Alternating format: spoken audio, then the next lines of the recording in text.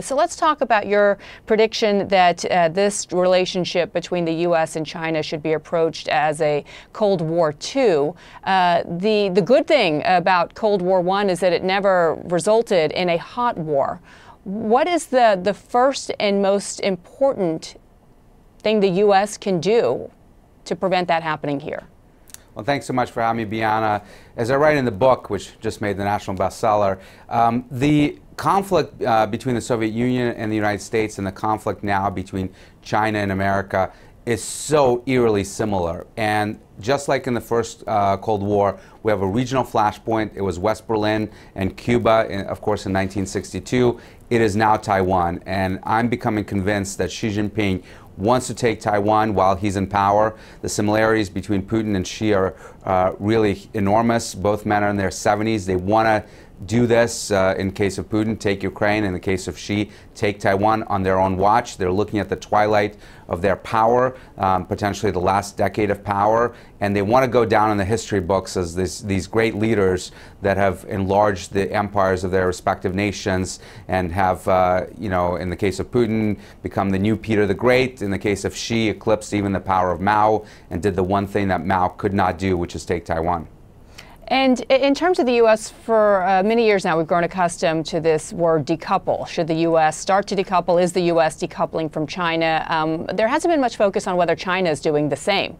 Is China, in your view, trying to untangle its dependence on the West? As you say, Xi is determined. Now it's just a matter of if, not when, they go after Taiwan. That's right. And I think decoupling is the wrong term to use because at the end of the day, what we want most is to have leverage over China, to try to deter this conflict at all costs, which would be even much more devastating than the war on Ukraine.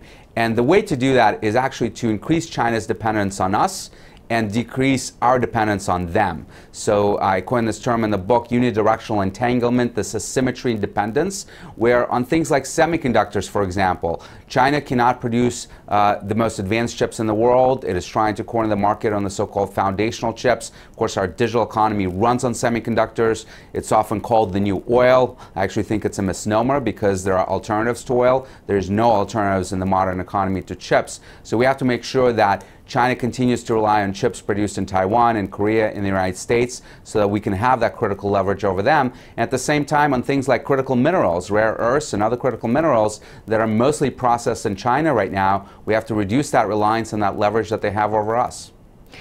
In terms of strategic ambiguity, which had been a U.S. policy for a number of years vis-a-vis Taiwan, we saw a significant shift, specifically from the president himself, a number of times coming out and saying that if need be, the U.S. would defend Taiwan. As far as policy and hoping to avoid an all-out war with China, do you think that that has been the right strategic move to publicly state by the U.S. president, I think 4 times now, that there has been a shift? Yeah, this is a really interesting strategy by the White House because, as you mentioned, on 4 occasions, President Biden has said that he would defend Taiwan with American troops. But at the same time, as soon as he says it, the White House staff walks it back and says that this is not abandoning of the strategic ambiguity that we have over Taiwan, because that would be a red line for China and would throw out the one China policy. But by saying it publicly, he clearly is sending the message to Beijing and Taiwan that he is willing to defend it, and at the same time, they're not changing the policy officially. So it's a great way to walk that line.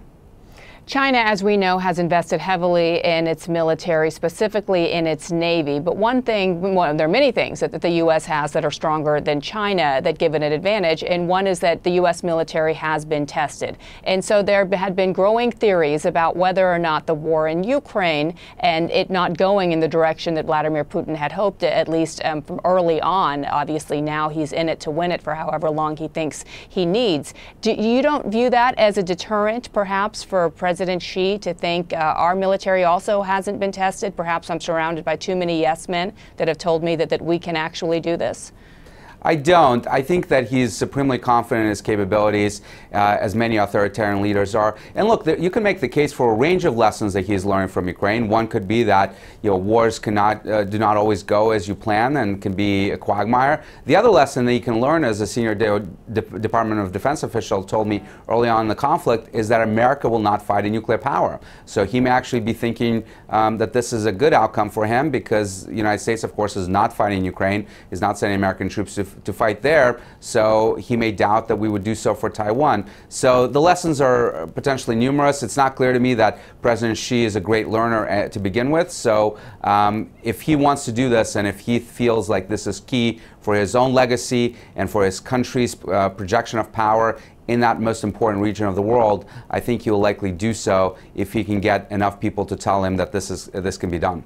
Are the Taiwanese doing enough in terms of their own self-defense? I know they've increased their defense spending to nearly 3% of GDP, but there are those that are saying that that's still not where the level that it needs to be. And if you really want to garner support from your Western allies, in particular the United States, you need to show that you are just as concerned and just as prepared, or as prepared as you can be, for an attack by China.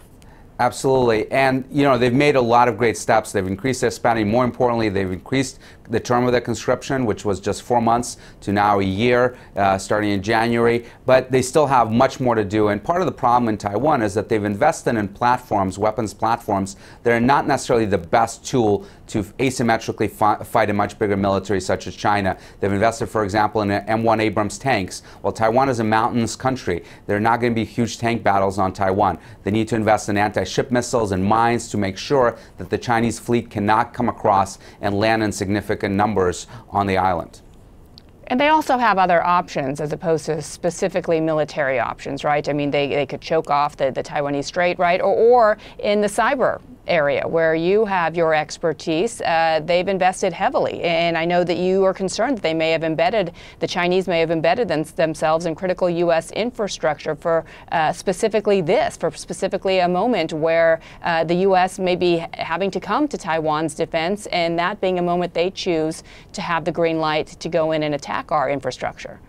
That's right. There's a group called Volt Typhoon, which is affiliated with the Chinese government, that has infiltrated U.S. critical infrastructure, water utilities, electric utilities, port infrastructure across the United States and in the region. And the fear among government officials is that the Chinese are doing this to pre-position capability to try to destroy those networks, to delay any type of response to the region should we decide to fight.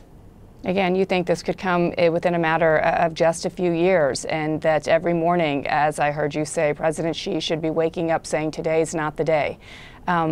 Stark words, but really an important subject that we should be spending more and more time covering. Dmitri Alperovitch, thank you so much for joining us. Thank you, Bianna.